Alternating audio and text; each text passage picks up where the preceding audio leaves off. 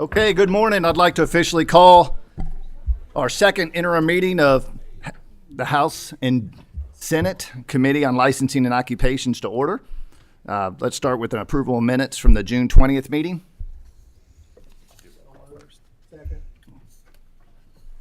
All in favor signify by saying aye. Aye. All right, and let's do roll call. Senator Adams, Senator Douglas, Present. Senator Harper Angel, Senator Higdon, Senator Howell, Senator Mays Bledsoe, Senator McDaniel, Senator Nemus, Present. Senator Thayer, Here. Senator Thomas, Representative Banta, Present. Representative Bratcher, Here. Representative Callaway, Representative Kleins, Here. Representative Dixon, Representative Pfister, Here. Representative Flannery, Representative Gentry, Here. Representative Heverin, Representative Herron, Representative Huff, Here. Representative Jackson, Present.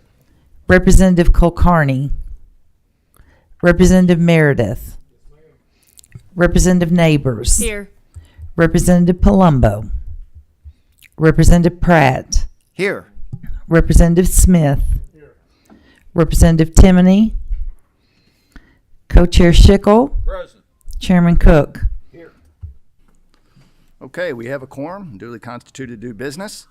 I'd like to put a small disclaimer before we get started. Today we are using the interim for what it is intended to be. We are going to have a discussion about all alcohol topics that we have in front of us. Before everybody gets crazy excited, we're not voting on anything today. We're hearing these subjects out.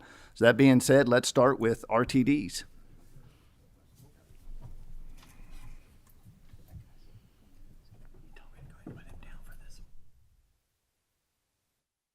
If you'll make sure your green light's on, introduce yourself for the record.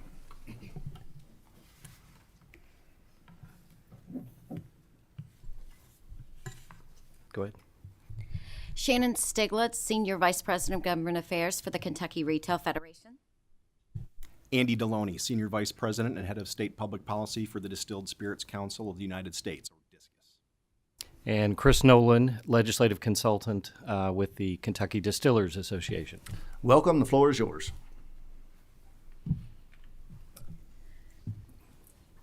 Thank you for the opportunity today. As Chairman Cook said, we wanted to bring and start a discussion, short person testifying, today so that we could just have and educate you on where we are as the marketplace has changed. From the retailer's perspective, we have consumers continually walk into our businesses, and when we talk about ready-to-drink products that have enhanced the alcohol or grown the alcohol marketplace, there is a lot of confusion about what can be sold at a grocery store, convenience store level versus what can be sold in a quota retail package licensee level. And so that's why we wanted to start this. We are coming at this from what our consumers request. We're in the customer service business, and we want to meet that consumer demand. Thanks, Shannon. And I'll emphasize that the consumer demand is what our distilleries here in Kentucky are trying to respond to. Both with innovative products that are changing in the marketplace, as well as being able to provide the products that consumers want to purchase and enjoy. But I wanted to also just take a moment and say thank you to this committee for the last probably 15 years.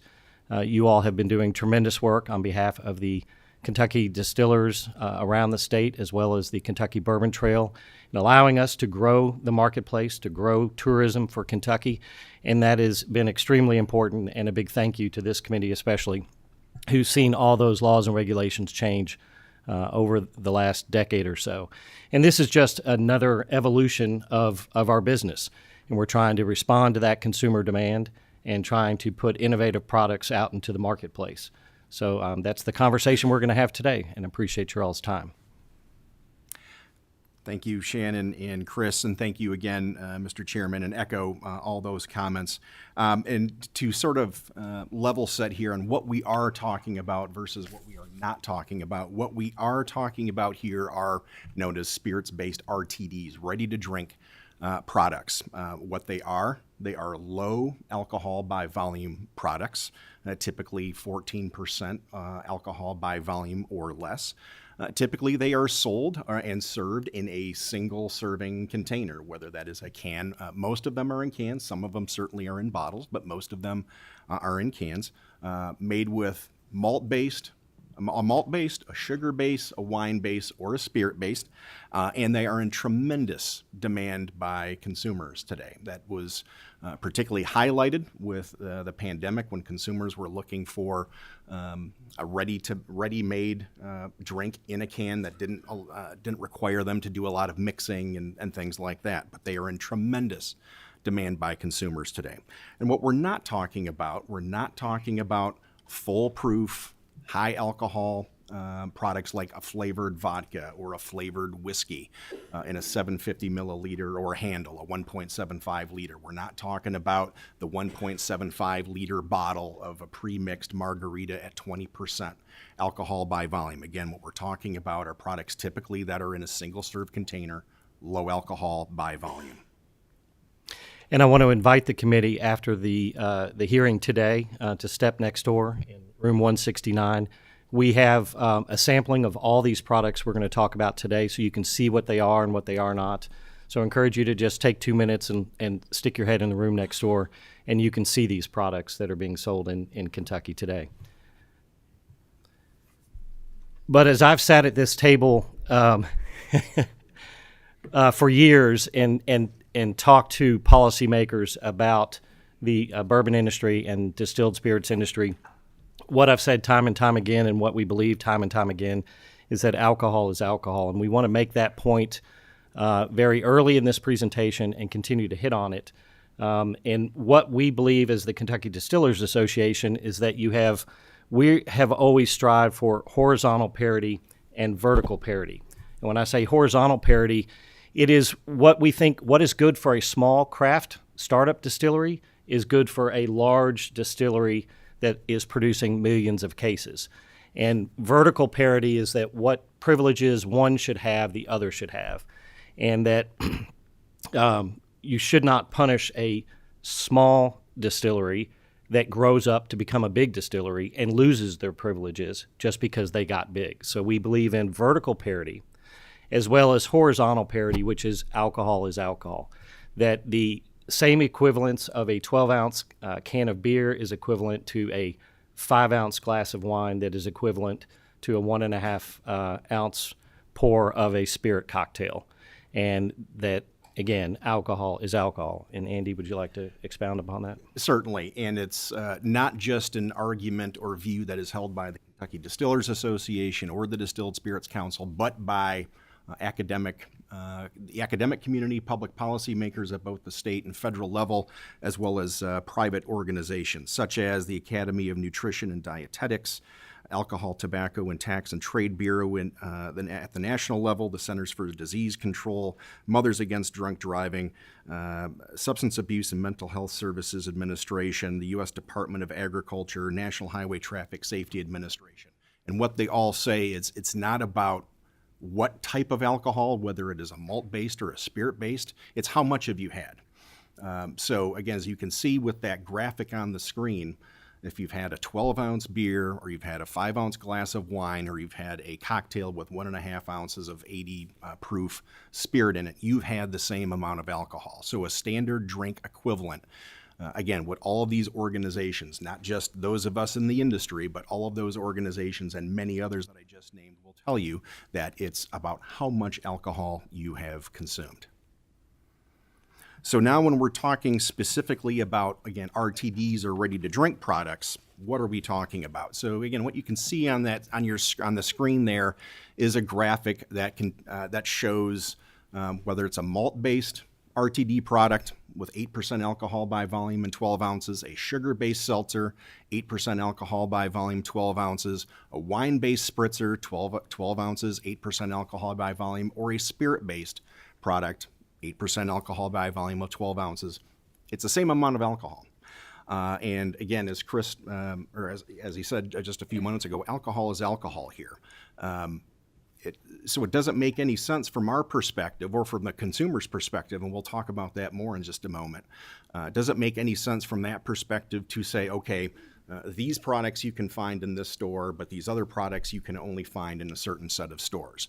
Again, consumers don't understand that, and quite frankly, it doesn't make sense from a scientific or an academic perspective to keep them in different places. Again, these products are essentially the alcohol. Are all the same amount of alcohol. So when it comes to a question of responsibility, responsible and moderate consumption, whether you've had one of one, you've had the same amount of alcohol as if you've had another type. There's no difference.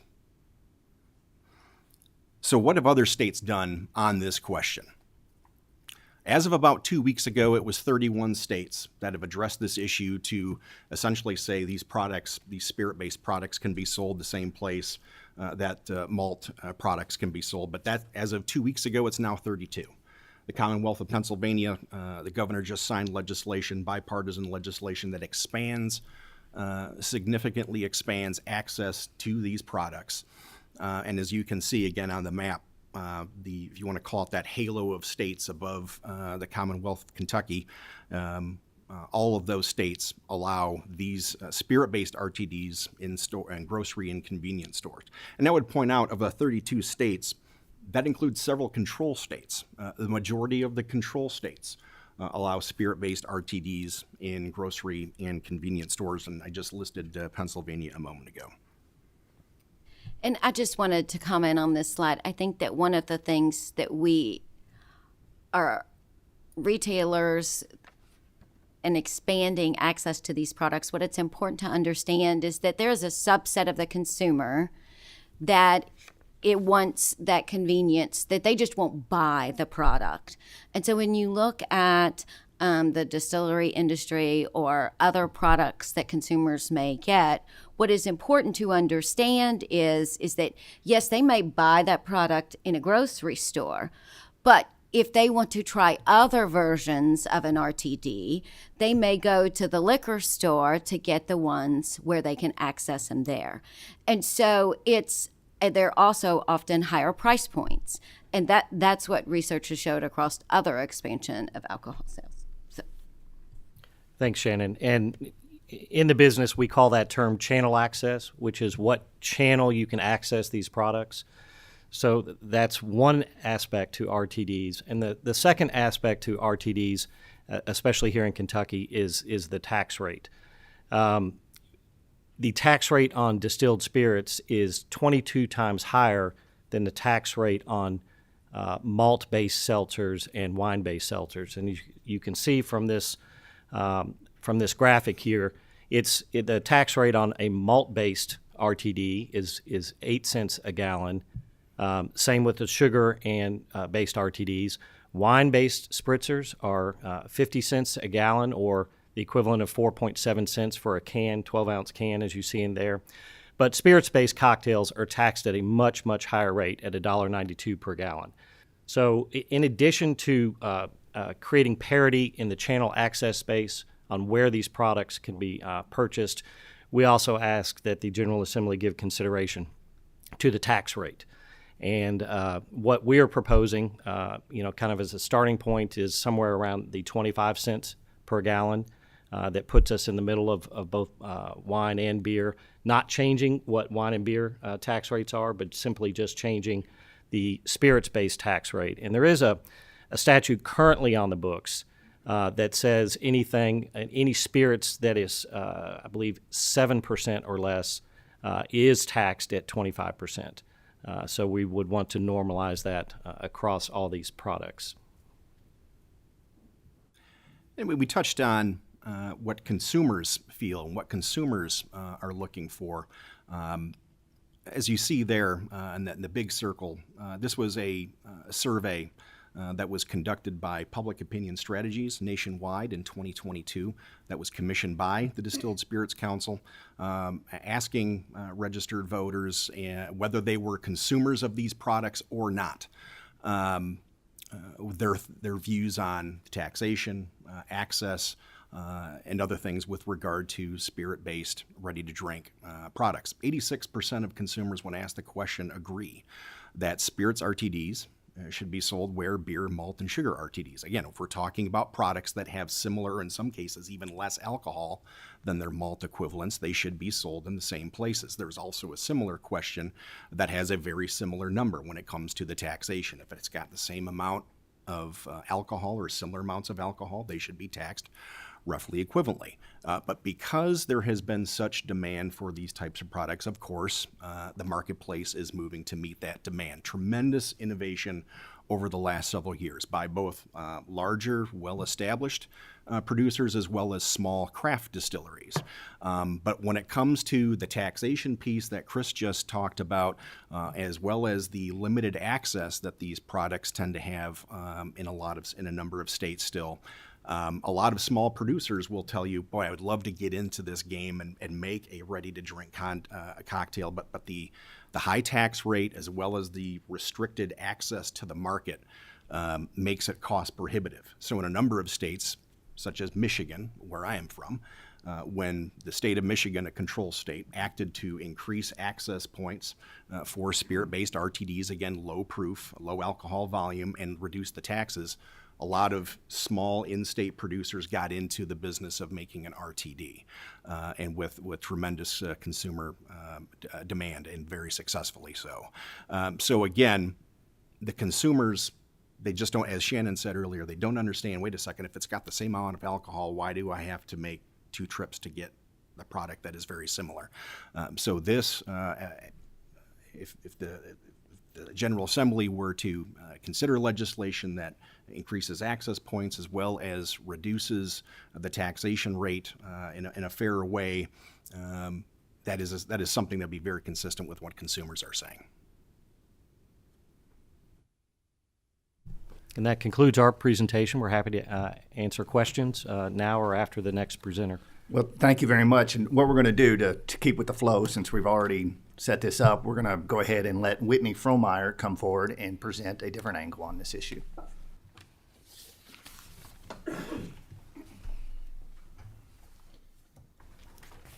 Good morning and welcome. If you just make sure the green light's on and then introduce yourself for the record, and the floor is yours. Hi, can you hear me? Is it on? Oh, there we go. Now it's on. Can you hear me? Okay. I'm Whitney Fromeyer. I am the general manager of One Stop Liquors and One Stop Fuel Mart in Bellevue, Kentucky. So I have a unique position of owning both a gas station and a liquor store. So I can kind of play devil's advocate here. In regards to selling RTDs in gas stations and convenience stores, I am against it. At the liquor store, we sell everything from 190 proof Everclear to RTDs, wine, energy drinks, everything. We're an adult business, so as the law requires, you have to be 21 years old to enter, or have an adult with you. And when people come into my liquor store, it's 80% of the time with the intention to buy liquor, beer, RTDs. Not to buy a snack or something that's not alcohol related. So there is kind of an intention when you walk into a liquor store.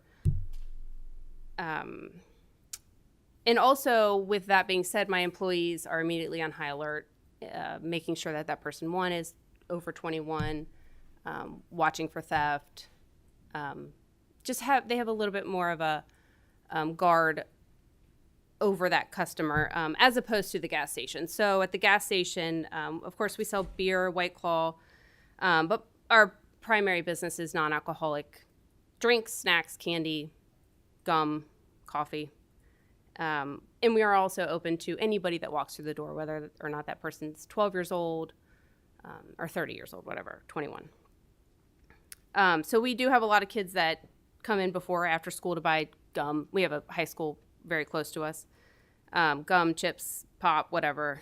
Of course, we worry about theft there, but theft of chips or candy by a minor is very different than theft of alcohol by a minor. So because of the high volume of customers that come and go from the convenience store or from our gas station, our employees don't supervise these unaccompanied minors as much as they would at a liquor store. So there are plenty of businesses that sell RTDs currently. I think I passed 5 liquor stores on the way here after I got off the expressway. So I don't believe that this is about customer access or having to go to 2 separate places to get what they want. These products, like wine and spirits products, should remain in the adult businesses that specialize with selling adult products. And being that we don't allow unsupervised minors to wander around our store to keep theft away or even maybe a fake ID. So, and it's especially true when we see all these products coming out that mimic non-alcoholic drinks, such as Sunny D seltzer, Arizona hard tea. There's a Mountain Dew hard blast, and they look very similar to the original products.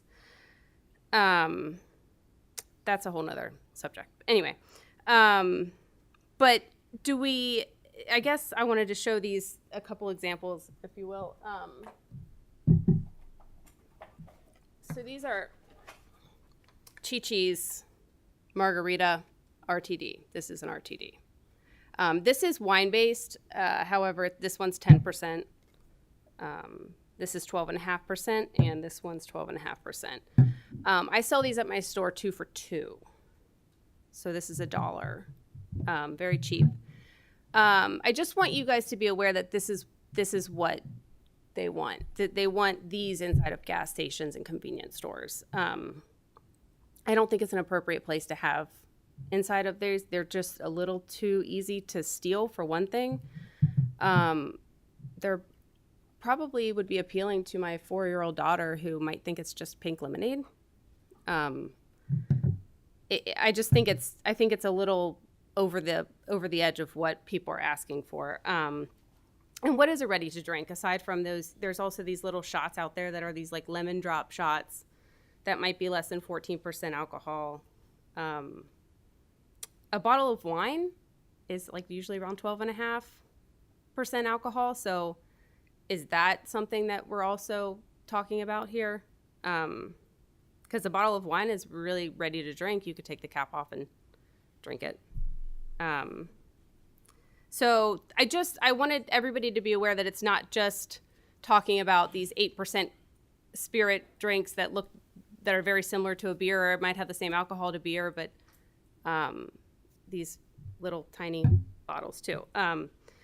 And there's Jackson Hole, Wyoming. I was there last summer, and we went to a gas station, and they had these alcoholic slushies, I guess you could say, and they have if anybody's familiar with it, it's inside of a gas station, lined up on the walls, these like slush puppy machines that are filled with alcohol. You put them in a plastic cup, they put a piece of tape over it, and you take it out to your car.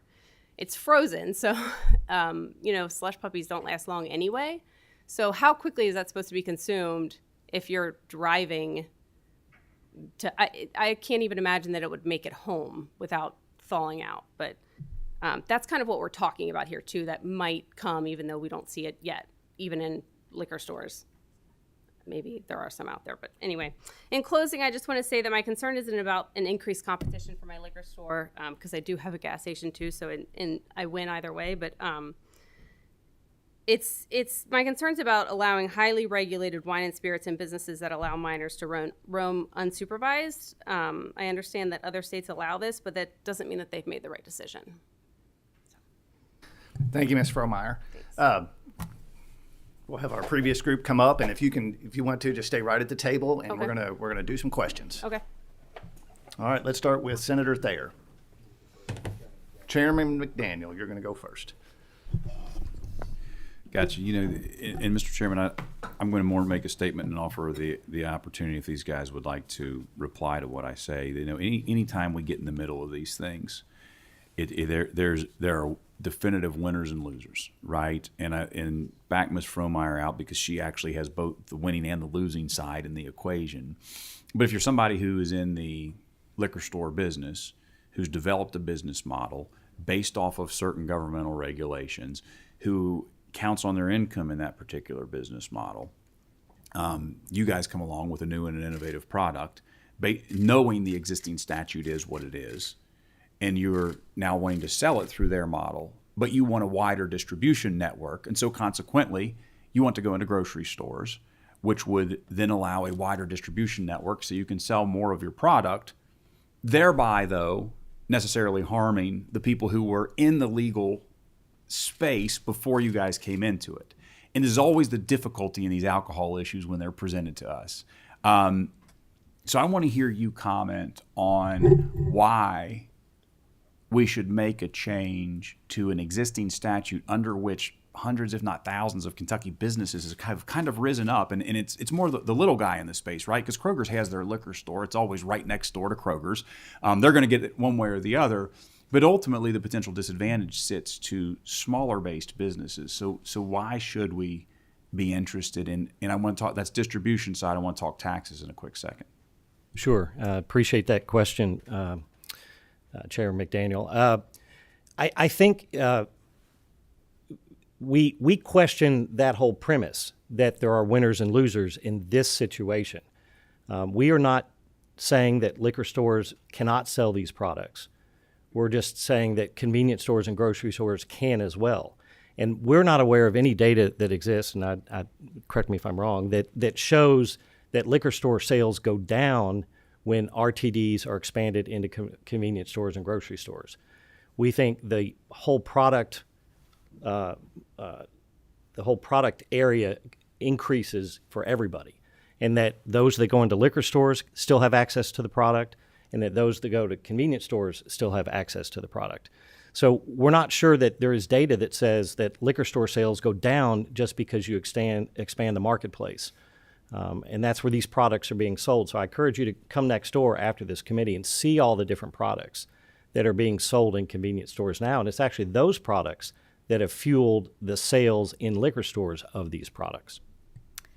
And Chairman McDaniel, from the retailer side, I think it's important to understand that there's the only entities that cannot get a quota retail package license are groceries and convenience stores. So we have a great expansion of entities because of the bourbon boom that are getting these licenses. So competition is there today. What we're asking is to look at this a bit from the perspective of the consumer. When you have increased competition as well, for example, you're going to hear later, in the wine space, prices are lower to the consumer. The consumer benefits. And so that is one of the things. But in looking at the data that we have seen for years, there has not been a statistically significant impact on the number of liquor retailers in a state when that expansion occurs.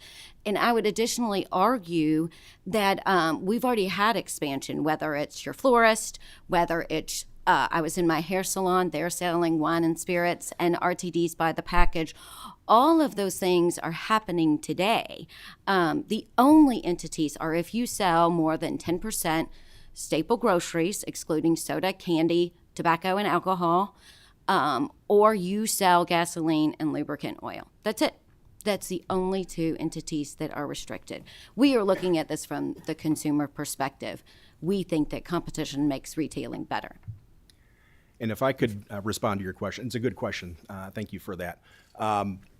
When Prohibition ended, the 21st Amendment gave the authority essentially to the states to regulate beverage alcohol traffic in the market as they see fit. And since 1933, as states began to allow the production, wholesale, retail sale, and consumption of alcohol, of course, the market has changed incredibly since then. back in 1933, 1934, 30s, even into the 40s and 50s. The only place you could find spirits, essentially you'd have to go to what looked like a warehouse, go up to a gentleman behind a chain link fence, ask for what you wanted. They would hand you something in a brown paper bag. And of course, today's marketplace is entirely different from what it was 80, 90 years ago. So as consumers' demands change, as the marketplace changes, of course, it's the responsibility of state lawmakers and policymakers and regulators to adjust laws and regulations as those. Now, it's not always, of course, just to give consumers everything they want. I mean, there's got to be those responsibility choices. But the point being, as the marketplace changes, state laws and regulations change as well. Follow up on taxes? Yes, thank you, Mr. Chairman. And so to follow up on the tax side, and you talk about the fact that we do have tremendous demand for the product as it stands right now, and there may be a disparity potentially in the tax rate currently. But this is ultimately a consumption tax. And as we always argue here, we want to decrease production taxes.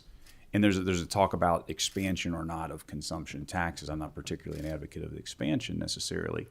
But if every bit that we reduce a consumption tax, we necessarily get further away from the triggers related to the production taxes, which is the income tax, which is the reduction.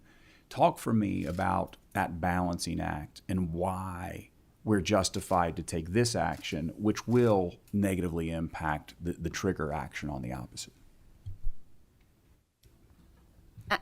I think that one of the things to think about is that, again, there is a subset of consumers that are not purchasing these products today. So you can keep it as a consumption tax, lower that rate, and still, while you may not be able to generate more revenues that had you kept the tax rate the same, you likely, because you're increasing the number of consumers purchasing the product, because they're not consumers who are purchasing it today.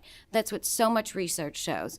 Then you're likely on the tax side, you have more tax consumers, and so it could be that your revenue might not drive as much as you think and need to balance off that income production side.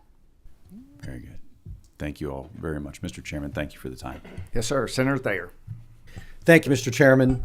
You can see why I deferred to Chairman McDaniel, because as the chief architect on the Senate side of tax policy, I knew he would have some very good points regarding this, and I appreciate him making it. Of the 36 or so reasons I'm not coming back here in January, one of them is another alcohol fight. Because, and pardon the pun, but that's what's brewing. And they are no fun. And I look at a lot of people out in the audience who represent every sector of the alcohol industry, and I don't have good memories and lots of scars from alcohol fights over the years here. So good luck to all of you. There'll be a few of us on this committee not returning, and there'll be some new faces. But I do want to tell everybody that based on the current membership of the General Assembly, there is getting to be a certain level of fatigue when it comes to dealing with alcohol issues.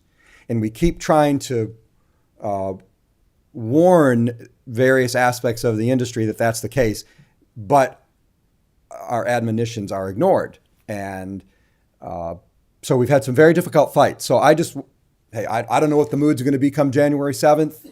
I'm not going to be here. I'll probably be in someplace a lot warmer than it will be here in January. But I just want to warn you that I'm not sure this committee or this General Assembly is ready for another big alcohol fight. So wanted to get that off the table.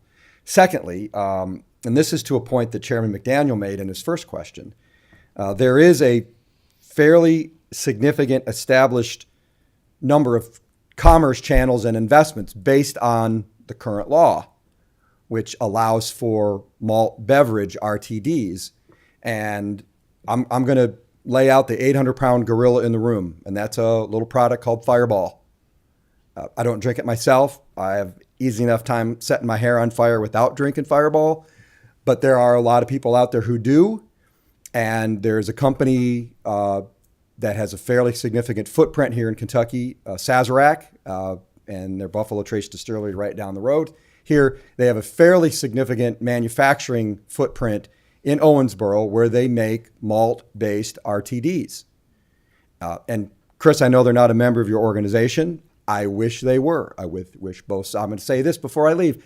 I wish Buffalo Trace and the Kentucky Distillers Association could let bygones be bygones and everybody join up and we have one big happy family. I'm going to say lots of things I want to say here on my way out the door, and that's one of them. But that's not the case. But they deserve to have the case made here today that they have a 3 shifts and round-the-clock production line making malt-based Fireball, which consumers apparently really, really like. And they did that, established that investment, and people like Whitney have established an investment based on the current law allowing malt-based RTDs. So I just want to put that out there as another point to make. Now, a couple of questions for both sides of this. Ms. Frohmeyer, I want to start with you. And I think everybody knows I've been very pro-alcohol industry. I'm for removing artificial barriers to free enterprise. But as Chairman Schickel has pointed out throughout the years, the alcohol industry is not entirely free enterprise because it is heavily regulated and appropriately so. So my question to you is, why is it okay for you to sell those margarita tequila-based drinks that could look attractive to a 4-year-old and not to have spirits-based RTDs in the same store? What's the difference? Is there a distinction with the difference? Am I missing out here? So you mean because that one was wine-based? You made the case that their physical presence could be attractive to a minor in your convenience store gas station. But you're selling the wine-based or tequila-based or vodka-based or malt beverage-based RTD. As a free marketer, I want to know what's wrong with having spirits-based RTDs in your store alongside those very colorful bottles of others. I'm sorry. I think I understand your question. At the liquor store, that's where those are sold, not at the gas station. Okay. But you have to be 21 to come into my store. I think my biggest concern is accessibility to minors. I think that is where my biggest concern personally comes from because of I think about the amount of children that come into my gas station before school, after school. I mean, there's 10 of them in there at a time sometimes. And the worry of having more alcohol in that gas station, especially something that little that is easy to stick in a backpack or something, that would worry me. Whether it's wine-based, alcohol, spirits-based, anything that high in alcohol, I guess. Even the Fireball shots, for example, like you mentioned, we keep those secured a little bit more, and opening up to all of that in a gas station, in my gas station, is it just makes me nervous. But wouldn't you, as a retailer, have a choice on what to put on your floor and what not to put on your floor? Okay. Yeah, I would. All right. Thank you. I appreciate that. Now, Chris, a lot of these RTDs right now, the spirits-based ones, have tequila and vodka in them. Do your members wish to expand their product offering and have bourbon-based RTDs available in Kentucky? And is that why you're advocating for the policy change that you are today? Yes. Not just bourbon-based, but a lot of our distilleries distill other products other than just bourbon. But I know, I've been to them all. Yeah. Sampled them all. The canned old-fashioned and things like a Jack and Coke and things like that are very popular and stuff that our members want to produce and believe that there ought to be parity so that they can be sold alongside the same level of alcohol by volume as a malt-based RTD is. Final question, Mr. Chairman, and the only group not represented in the room or at the table today is the consumer. What will this do to consumer pricing? Because my birth state is Michigan. Prices have gone up there, and I wonder, if the future General Assembly makes a change in policy, what would that do to the consumer? Would we see more competition, and would we see the likelihood of a price decrease, or as it is in Michigan, would we see a price increase for consumers? We're happy to take our business hat off and put our consumer hat on and answer this question. That's a good question. What happened in Michigan after they increased access and they lowered the tax? Well, first of all, I will say we can't make any guarantees or expectations as to what pricing will be on the retail. We are one tier of the three-tier system. We're the suppliers. We can't dictate what a wholesaler will sell to the retailer, and we certainly can't dictate what the retailer will sell to the consumer. So I can't make any promises or guarantees on what pricing will be, regardless of any public policy change that will be made. With regard to Michigan, the tax rate was lowered, access pace was expanded. You had more players getting into the game just as the market for RTDs was really beginning to take off. I don't know if you're referring to, there was somebody who put out a study attempting to argue that what happened in Michigan after they lowered the tax was that prices went up. Well, prices on every kind of alcohol went up. As a matter of fact, prices that were on products that were not spirits went up even higher than what spirits taxes went up. But what you had in Michigan is because you had all this new tremendous demand for these spirit-based RTDs, and because of a pandemic, prices naturally went up. But other types of prices of other types of beverage alcohol went up even higher than spirit-based RTDs did. Okay, thank you. The only response I would have is a manufacturer can affect the retail price. It's called MSRP, which stands for Manufacturer's Suggested Retail Price. I know for a fact a lot of retailers ignore that, but you producers can try to have an effect on the end price, and it starts with the amount in a three-tier state, how much you charge to the wholesaler. Thank you for your indulgence, Mr. Chairman. And Yes, sir. Mr. Chairman, if I might, Senator, we do appreciate your overall comments that you made about the industry and all the things that you've done for the industry over the years in your career. I would be remiss if I did not say for the record that every year the Kentucky Distillers Association invites our non-member companies to become members, and so we invite them every year to become members. And as for the alcohol fatigue, we do understand that. It's a part of our business that we are trying to operate under laws that were created 90 years ago, almost 100 years ago. And just like you all have to deal with things like autonomous vehicles and changing the sales tax base and everything else because the economy is changing, is what brings us to the table year in and year out to try to make changes in order to increase the business model. So we appreciate all that you've done. All right, thank you. We're going to have one final question from Representative Meredith, and then we're going to move on. Thank you, Mr. Chairman. I appreciate the innovation and investment that companies like Sazerac have made in products like this that have really brought this debate forward, because had it not been for some of those things, we might not have had a debate like this. I also think there is room to have the discussion further about what is comparative in the realm of alcohol, whether it's spirits-based, whether it's wine-based, whether it's malt-based, and what it may be. And I will frankly say that I think there's probably always going to be a win for the liquor store space in some of these things, because in certain areas of the state, like where I'm from, folks would rather go to a liquor store because they're less likely to see their neighbors there when they buy the products. My question, though, is to you, Mr. Chairman. We heard from the majority floor leader in the Senate that he had many things that he wanted to say, and I just wanted to ask you and your co-chair if we could set aside time at the final meeting in the interim in either November or December to have at least about 30 minutes for the grievances of the floor leader on his way out the door. I don't think 30 minutes will cover it. That's why I wasn't about to cut that off there. We'll let this roll. I'm sure we could have had lunch delivered and been an educational experience for all of us. Or do we need to schedule a special committee meeting? Might be a special committee. December meeting. Yeah. We might open that up. Might be a lot more people in just Delano that want to come to that. So we'll see.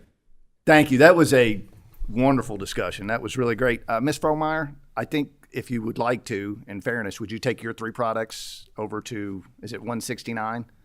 So that everybody can see all the products and kind of go through that and have a full understanding.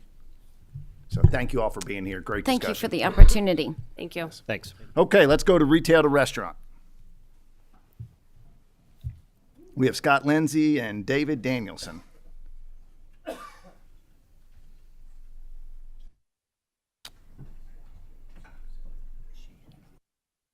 Welcome, gentlemen. If you'll just make sure your green light's on, introduce yourself for the record, and you may begin.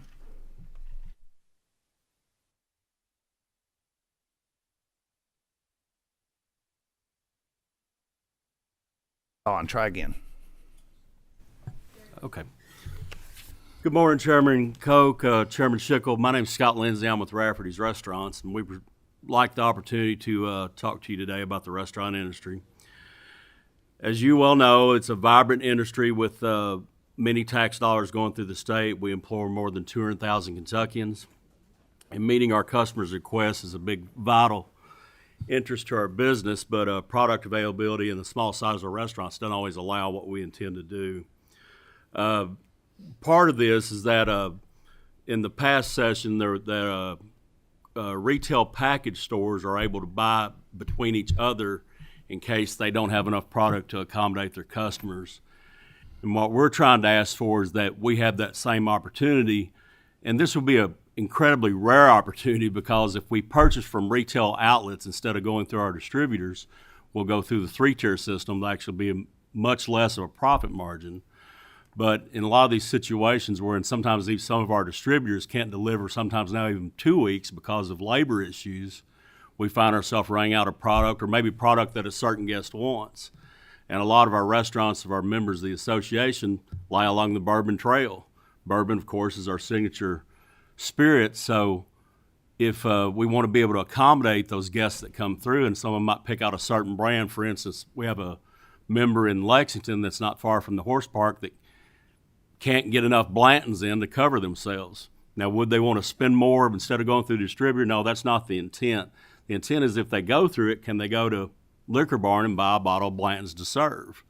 So that's essentially what we're asking for, is this opportunity not to say no to these guests that come into the state. And a lot of them, with bourbon being our signature spirit, first experience it when they come here and they pick out a favorite, or they want to try many. And that's a big deal, especially in our home area of Bowling Green, Kentucky, with all the tourism for the Corvette plant, Beach Bend, and so forth. They also go through the Bourbon Trail right there, and they'll say, hey, do you have this unique brand? And then we don't. We'd like to go get it to keep them there. So that's in a short story, that's in essence what we're looking for.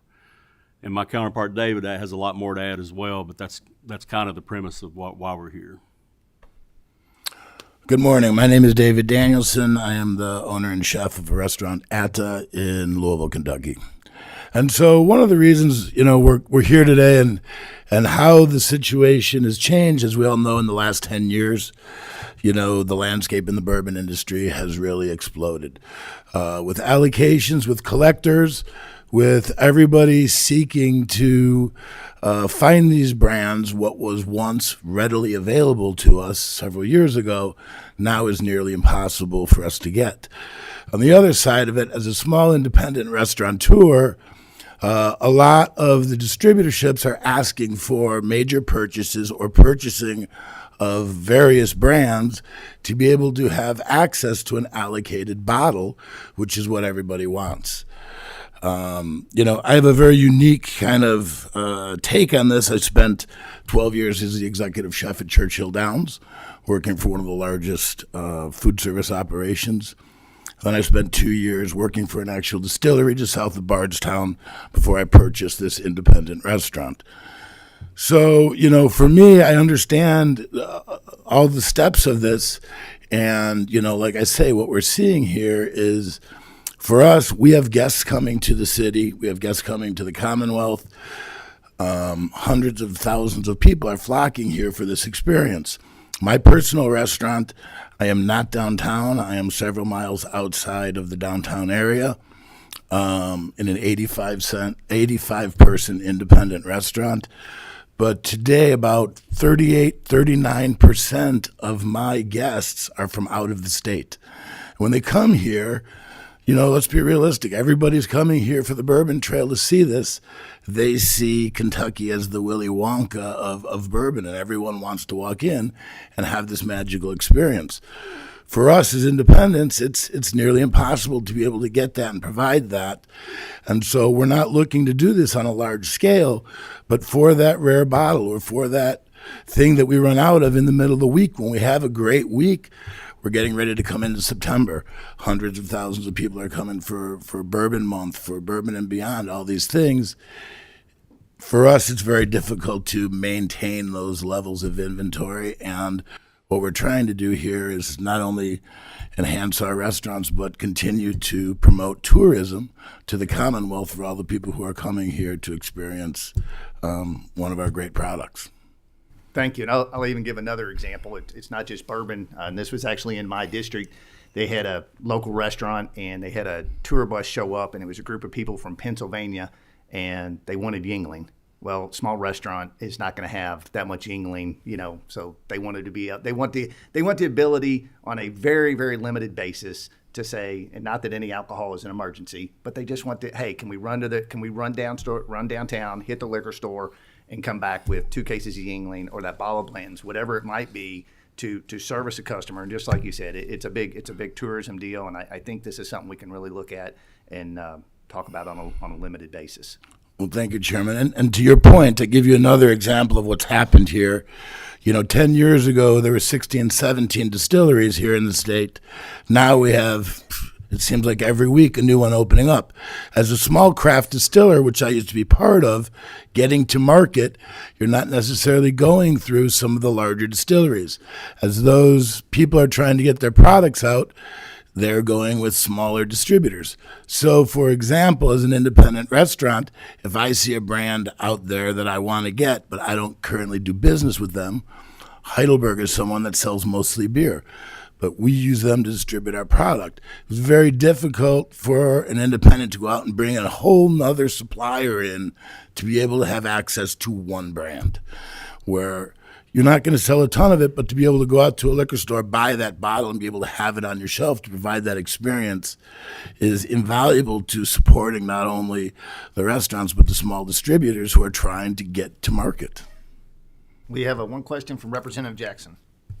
Thank you, Mr. Chairman. Mine's more of a comment than it is a question for Scott Lindsay. I want to welcome Scott to Frankfort. Scott's a friend of mine from back in South Central Kentucky, and Scott represents Rafferty's, Double Dogs, and Corner Bakery, and that's 3 staple restaurants in Bowling Green, Kentucky that have been there for many, many, many years. Rafferty's has, and they have provided many good meals and lots of employment, lots of tax dollars for South Central Kentucky. So, Scott, thanks for that. And I also want to thank Scott. I coached for 32 years, and Double Dogs and Rafferty's, I think, were our Christmas tournament sponsor for about half of those 32 years. So that's the kind of person he is, and I just wanted to say thanks for all you've done, and thanks for your company and business in Bowling Green, Kentucky. Thank you, Coach. Representative Meredith. I'm going to follow up just a little bit on that. Scott and I are from the same very small community in Edmonson County in South Central Kentucky, and I want to tell you what a great corporate citizen their business has been for our community. Scott comes back and helps us raise somewhere between $60,000 and $100,000 every year for a children's charity in our hometown, the Santa's Helping Hands auction, and he's just a great corporate citizen there. We appreciate your work there, Scott. But I also want to, on this subject, say we've been talking about this for a couple of years now. And just to clarify, we've talked a lot about the 3-tier system today. What they're asking to do is to buy bottles that are still going through the 3-tier system. It's just a little shift in how it's being done. These have gone through the wholesale tier, they've gone through the retail tier, but they're just allowed to buy retail to retail in this situation. And so it's not exempting anything in the 3-tier system, it's just shifting around how some of those dynamics work in the system. Thank you. Gentlemen, thank you very much. Good presentation. Thank you for your time. All right, let's go on to wine and spirits and grocery stores. And we have Shannon Stiglitz back up and Brian Edwards, if you want to come up as well. And if you'll just make sure your green light's on, introduce yourself for the record, and then we'll begin. Shannon Stiglitz, Senior Vice President of Government Affairs for the Kentucky Retail Federation. Brian Edwards. Thank you. Brian Edwards, Murray, Kentucky. I am co-owner of Thoroughbred Spirits, retail liquor store. Thank you. Shannon, the floor is yours. Thank you very much. Senator Thayer, I'm glad you said what you said about the alcohol fight, because the first line I have here is that I wanted to research this issue and start the conversation, not start an alcohol fight. I was very proud of last session, how we had a problem in Lexington and we all came together to come to find a solution. Now I recognize this is not an issue I'm going to talk about today, that quota retail package licensees and grocers and convenience stores, all those are going to agree on, but I want us to have a civil conversation in this discussion. I found this a fun fact. The first commercial vineyard in the entire country was located in Lexington, Kentucky in 1799, and it was backed by Daniel Boone and Henry Clay. Lifelong Kentuckian, I didn't know that, but I thought that I would share that with you. For those of you who have served in the General Assembly, and I think as Senator Thayer shared, you have seen this discussion about wine in grocery stores. Today we're talking about wine and spirits in grocery stores because there's a reality that in that space, spirits, the bourbon industry, has become an integral part of who we are as a Commonwealth. And so we don't want to miss that opportunity. We also don't want to turn a blind eye to the fact that they are who they are and not be a part of that discussion.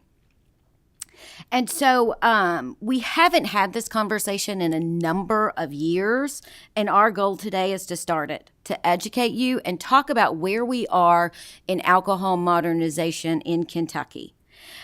We thought this was a good starting point because the Food Marketing Institute recently released a study on the state of Tennessee's experience with selling wine in grocery stores, its impact on state revenues, and its impact on liquor retailers in the state. And so we wanted to consider that discussion. Again, we are asking you to look at this through the lens of the consumer, the very busy consumer, the very busy mom.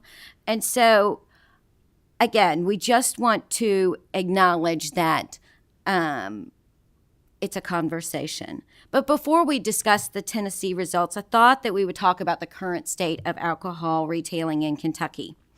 I do want to point out that I know Fireball was brought up, and I'm going off track here, but our discussion and intention with the partners we sat at with the table in the first presentation was that we would not allow those innovations to stop and not be sold in a grocery and convenience store, because we recognize and appreciate that Sazerac took that step. But today we have had a great expansion of who can retail alcohol in Kentucky. You want to get flowers and champagne delivered to your loved one? Go for it. You can do that. You want to go to, again, a hair salon and you had a glass of champagne you enjoyed, maybe they sell it by a bottle, you can do that. And the question becomes, why can you do that? And that's because of KRS 243-235, and it says that no retail package license by the drink or by the package can sell distilled spirits or wine so long as they have a substantial part of their business or the sale is groceries or gasoline or lubricant oil. I don't know why the lubricant oil is thrown in there, but that's what the statute says. When you look at the regulations, what the regulations define substantial to mean is 10%. So if you do not have 10%, if you have less than 10% staple grocery sales, remember you're excluding soda, candy, alcohol, tobacco, and I feel like I'm missing something else, but I think I got them all, then those things don't count as staple groceries. So you could sell it. And with the lots of retailers and lots of businesses have innovated around bourbon or what consumer convenience. Even within our own membership, we have retailers who within their own footprint, in some stores they are allowed to sell wine and spirits. and in other stores they are not. That is within their own footprint. I got caught in this trap as a consumer the other day. I forgot which business did not able to do that, and when I went to go, I couldn't get it because I'm used to going to my regular on my regular Target run and picking those things up. So I couldn't do it when I went to the St. Matthew's Target. It is also important that we talk about who is excluded exclusively here. That's your grocery and your convenience stores. Grocery and convenience stores have been able to sell unlimited ABV of malt since Prohibition. I would challenge anyone who says that our grocery stores cannot manage or handle protecting minors. We have families who shop in our grocery stores. They are part of our community. Protecting those consumers and those families are an integral part of the business that we perform. And so I wanted to bring to your attention a couple of things. Kentucky ranks 44th in wine sales. We have the highest wine taxes in the country. And to date, only 11 states do not allow for the sale of wine in grocery stores. And some of those 11 allow for low ABV wines. So however you want to count it, I was trying to be more conservative. 19 states allow for the sale of wine and spirits in grocery stores. 19 states is where we are today. And so, as I had stated, I brought for you and for this discussion, I think you have it in your packets, one simple sheet, accessing the impact of wine sale reform and a case in Tennessee. And Chairman McDaniel, this gets to the point I was making to you about revenues. If you look at the red line going down the middle in 2016, that's sort of your entrance point of when reform happened. You have two red lines, one is dotted and one is not. And so if you look at the non-dotted line, that is Tennessee, who passed wine sales and grocery stores reform. You can see the state's revenues per capita due to wine sales increased and leveled off. But had Tennessee not taken that action, the dotted line, according to this study, and I know what we all can say about studies, but this is consistent with many studies, that leveled off. And I think that demonstrates Kentucky's experience. We have sold the exact same amount of wine products. I apologize, I know it's wine heavy, but that's where most of the research is from the grocery perspective in Kentucky, even with separate entrances proliferating. And why is that? Again, it goes back to that consumer who is just not going to take that extra step in that door. And so I wanted to share that with you. There's also evidence in the same study that shows that there was not a statistically significant decrease in the number of liquor retailers. Additionally, multiple studies have demonstrated that when you pass wine in grocery stores, you end up developing a competition and consumers benefit from the lower price.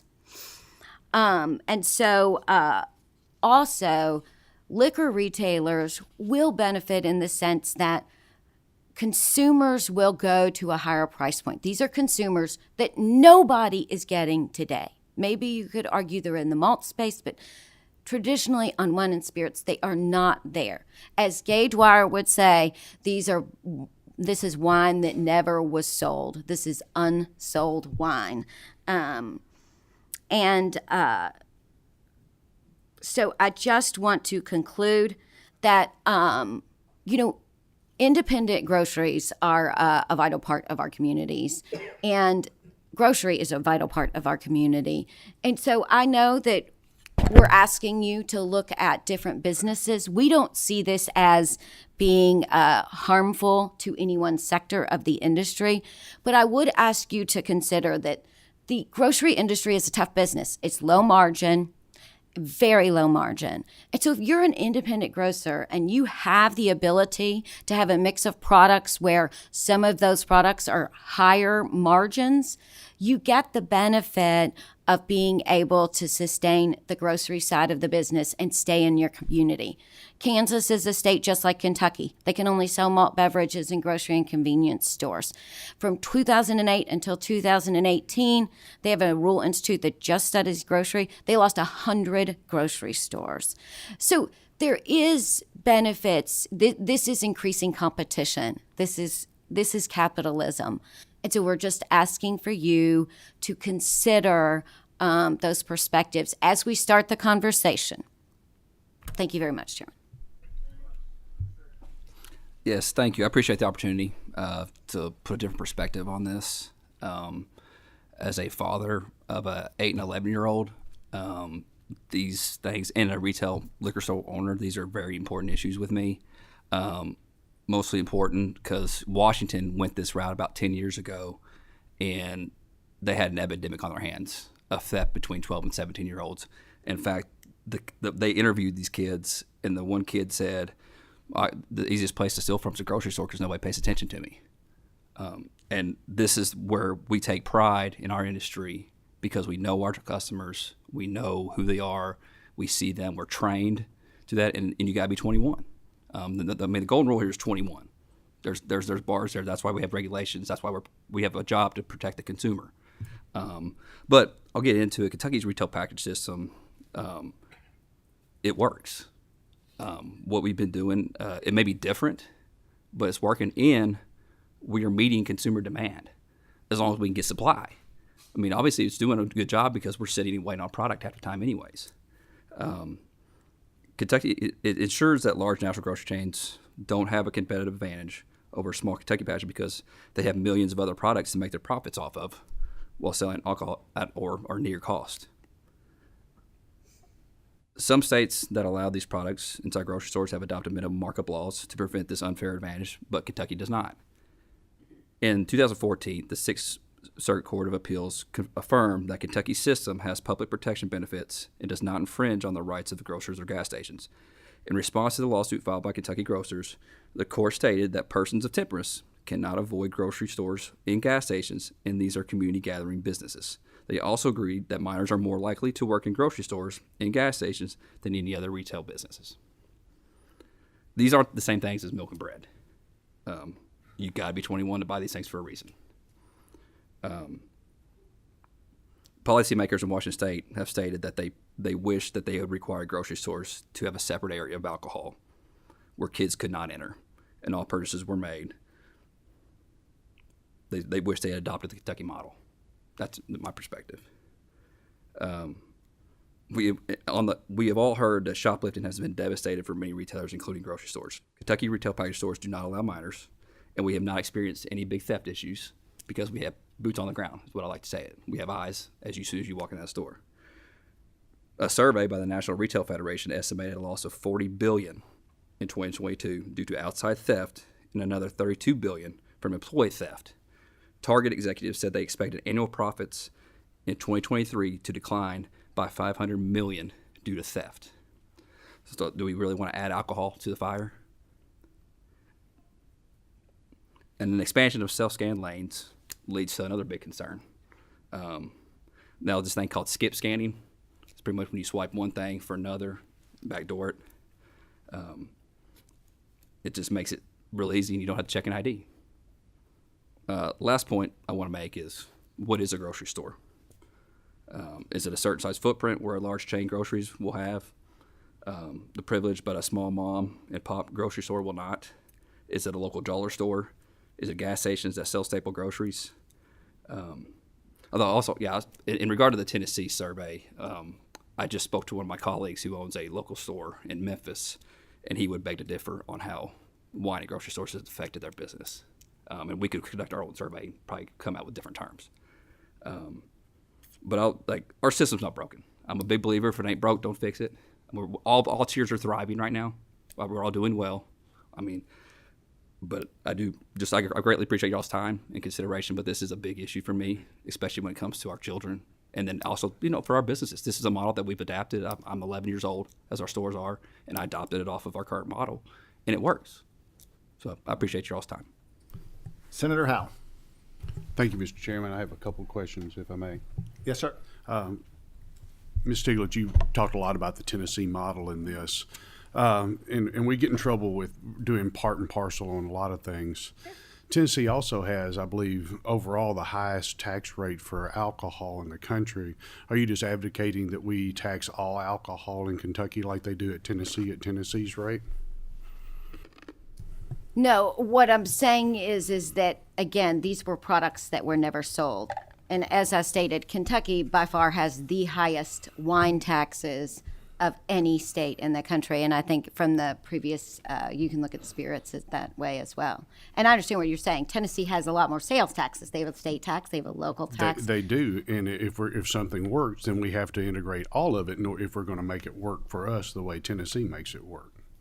Well, and again, this is not just a Tennessee model. This is a recent study. We have 39 states who have gone down this path, all of our surrounding states. So I would argue that many Kentucky consumers, because they live on the border of Tennessee, Ohio, or whatever today, can go buy it. We're just not getting the revenue. Tennessee, Ohio, Indiana, West Virginia, and Missouri are, and Illinois.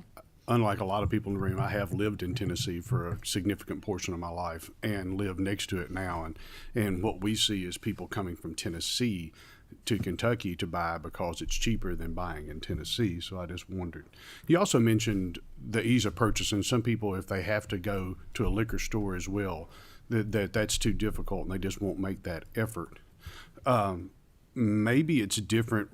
In Murray, you can drive right up to the door of the liquor store and get out and buy what you want. In cities and everything, I don't buy up here. Do you have to climb through tunnels or ladders like it's Donkey Kong to get into a store? Is there some sort of difficulty where we need to address this ability to access the front door of a liquor store?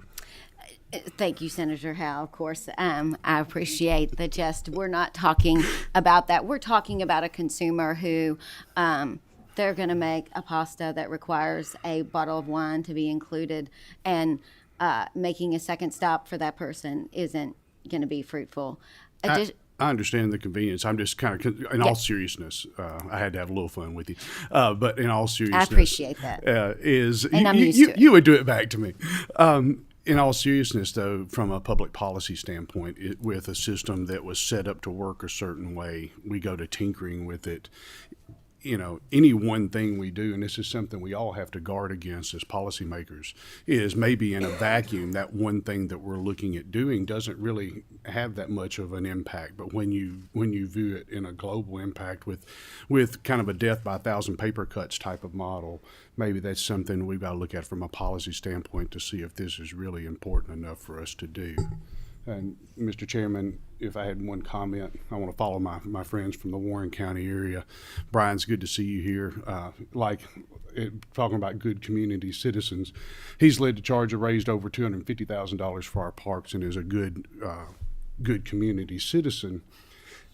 And Kroger didn't raise any money for our parks as part of this fund drive. And I think it's important for us to think about that not everybody lives in major urban areas of high population, and these small business owners contribute to our communities in ways that major corporations can't and don't.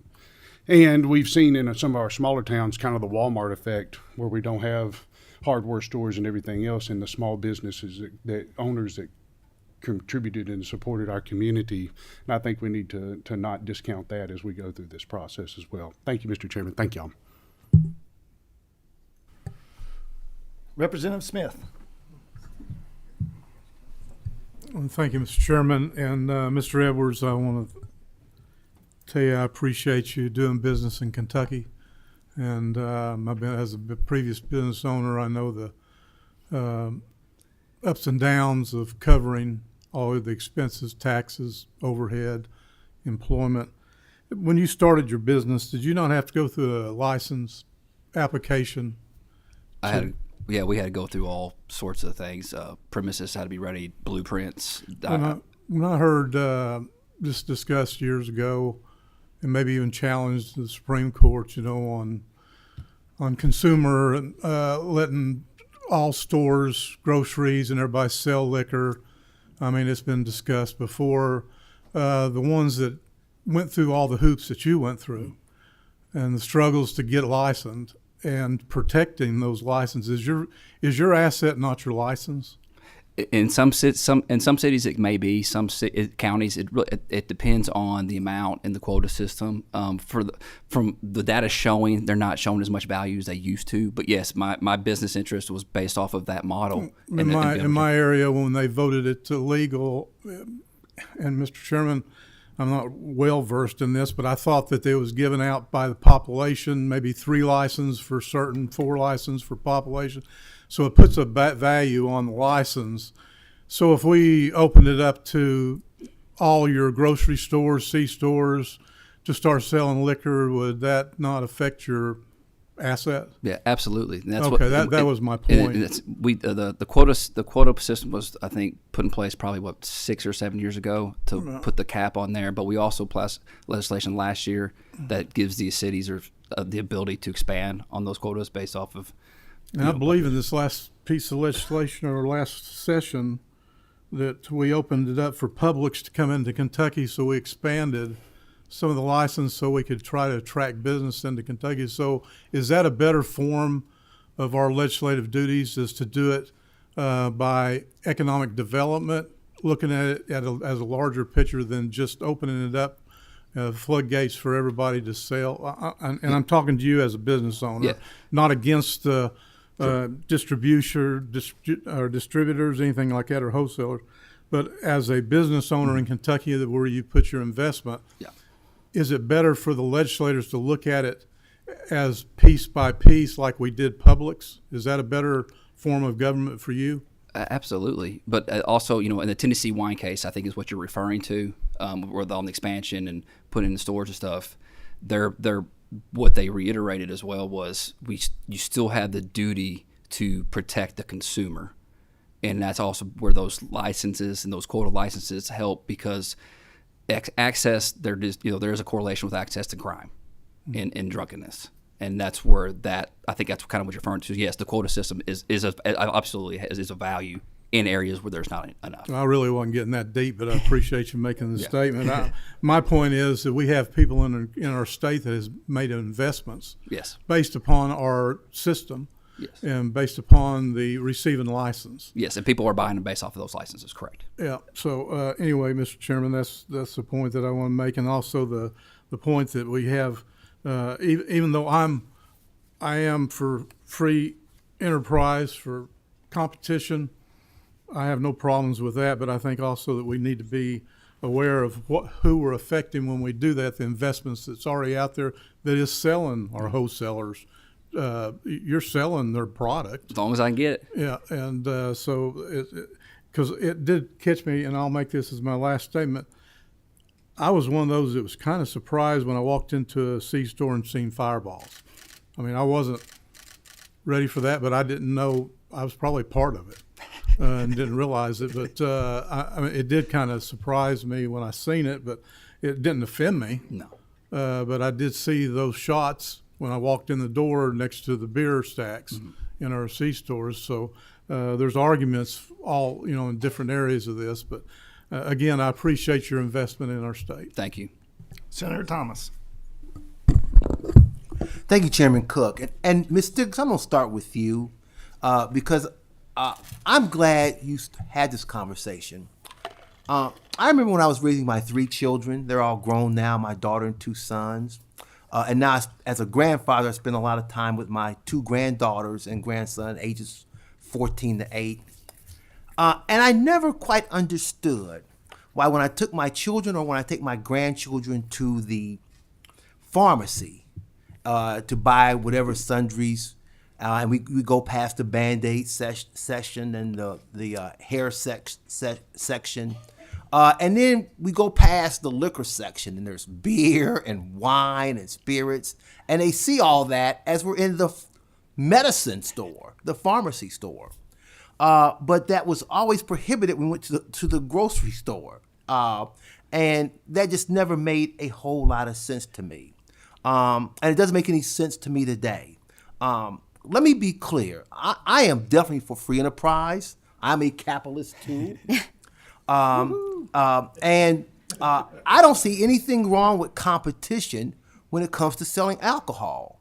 To be very clear, as Senator Thayer's been, my children, my grandchildren, when they come to my house, we've got alcohol there, to entertain guests for a variety of entertainment and social reasons. There's alcohol in the house. To say that somehow it's okay to have it in pharmacies where you get medicine, but not okay to have it where you buy eggs and milk and bread, just never made a lot of sense to me. So I'm all in favor of eliminating that delineation. If we're concerned about shoplifting, and I will acknowledge to my colleagues like Senator Schickel that yes, shoplifting is the one crime that is on the rise. Violent crime is definitely going down, but we still see a lot of issues with shoplifting. Our responsibility, it seems to me, as a society, would be to try to have stores put more restrictions and more protections so we stop that shoplifting, as opposed to saying, well, shoplifting's here, we're going to take precautions not to sell alcohol and wine because we're going to allow shoplifting. That doesn't seem to make a lot of sense to me either. So I am very supportive of what you proposed today. I think it makes a lot of sense. I think this is a step in the right direction. And again, I was going to save my question to this very point because, again, same thing's true with me for ready to drink. I mean, that makes a lot of sense to me to be able to sell those items, in retail establishments. And the retail or restaurant, Senator Thayer is correct. I mean, you're still protecting the three-tier system there. All you're doing is allowing Mr. Daniels and Mr. Lindsay is when they have these extra customers, people go to the liquor store, like you and I can go to the liquor store and say, hey, we don't have this on our shelf right now. Let us buy it and provide that kind of satisfaction and entertainment to our customers. So I'm totally in agreement to where you are, Ms. Stiglitz. I think as a legislature, since I will be back for the next 4 years, I'd like to see these changes come to fruition. Thank you so much for your comments, and I truly appreciate that.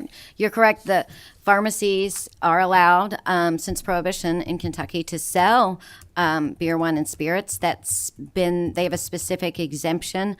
I think that goes back to how alcohol in the past was used as medicine. I don't know all the history, but thank you. We appreciate your comments and your sentiments. It is exactly what we're talking about. We're talking about growing vital retail businesses in all communities.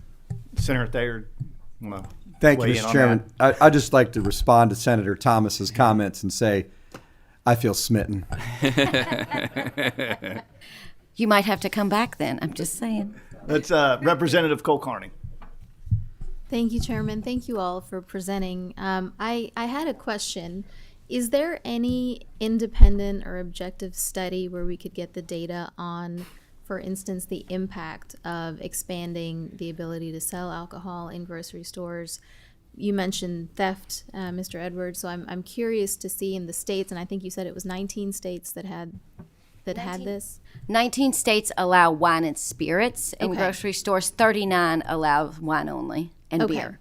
So in any of these states, I guess, that we're going to try and, be like, what is the impact in terms of theft, retail theft? What is the impact in terms of the impact on local other, retail establishments, liquor stores, things like that?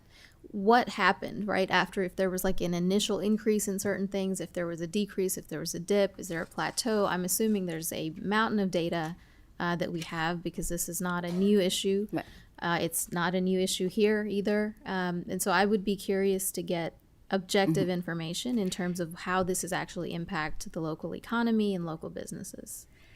Thank you so much for that question. I had no idea that theft would be such a huge part of this conversation, and I'm so grateful for the steps that the General Assembly has taken to curb theft in Kentucky. And we have a few more ideas.